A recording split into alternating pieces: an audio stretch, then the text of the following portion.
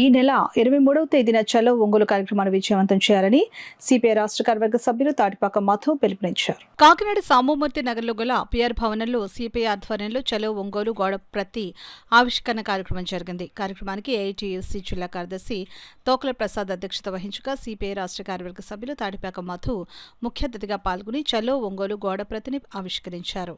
ఈ సందర్భంగా సిపిఐ రాష్ట్ర కార్యవర్గ సభ్యులు తాటిపాక మధు మాట్లాడుతూ కూటమి ప్రభుత్వం ఏర్పాటు చేసి 14 నెలలు గడుస్తున్నా ఇప్పటికీ జిల్లా సమగ్ర అభివృద్ధి కోసం నిధుల సాధనకు కృషి చేయాలని అన్నారు. ఈ కార్యక్రమంలో పార్టీ నాయకులు పప్పు ఆదనారాయణ, సలీం, రాము, శేఖర్రావు, సత్యం తదితరులు పాల్గొన్నారు. 28వ రాష్ట్ర మహాసభలు ఈ నెల 23 నుండి 25 వరకు ఒంగోలు ప్రాంతంలో జరుగుతున్నాయి.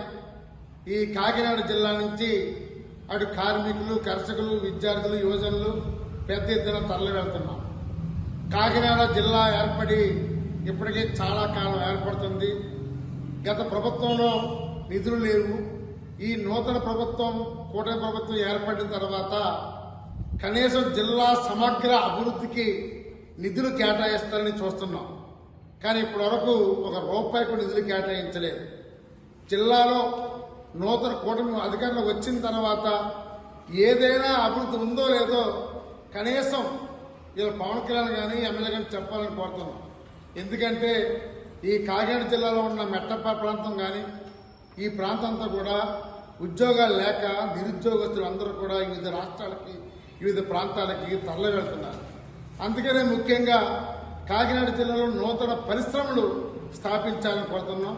అది జిల్లా సమగ్రాభివృద్ధి ద్వారా మాత్రమే అది జరుగుతుందని కోరుతున్నాం. ఎందుకంటే ఇది ప్రధానమైన సమస్యగా కోరుతున్నాం. రెండో సమస్య, అర్హులైన ఎవరైతే నిరుపేదలు ఉన్నారో వాళ్ళందరికీ అర్బన్ ప్రాంతంలో 2 సెంట్లు భూమి, గ్రామీణ ప్రాంతంలో 3 సెంట్లు భూమి ఇవ్వాలని కోరుతున్నాం. ప్రధానంగా కూటమి ప్రభుత్వం సమాన పనికి సమాన వేతనం ఇస్తానంది, సుప్రీంకోర్టు అమలు చేయమంది. అందుకని మున్సిపల్ అవుట్సోర్సింగ్ కార్మికులు ఎవరైతే ఉన్నారో వీళ్ళందరూ కూడా 26,000 రూపాయలు ఇవ్వాలని కోరుతున్నాం. మరి భవన నిర్మాణ సంక్షేమ బోర్డు ఏర్పడిందంటే అదే ఒక ఏఐటీసీ వాళ్ళు మాత్రమే ఏర్పడింది. అలాంటి ఏఐటీసీ నాయకత్వంలో మరి జిల్లా ప్రధానంగా తోకపరిషత్ నాయకత్వంలో ఇప్పటికే భవన నిర్వహణ బోర్డు సమస్యలు చేస్తూనే ఉన్నారు.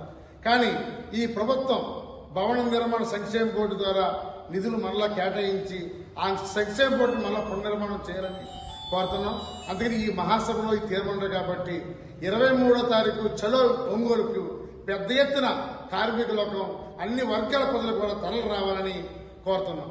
ఈ కార్యక్రమంలో కాకినాడ జిల్లా ప్రధాన కార్యదర్శి కె బోడకొండ, సిపిఐ జిల్లా సహాయ కార్యదర్శి, ఏఐటీ జిల్లా ప్రధాన కార్యదర్శి తోకల ప్రసాద్తో పాటుగా తదితర కార్మికుల మిత్రులు పాల్గొన్నారని తెలియజేస్తారు.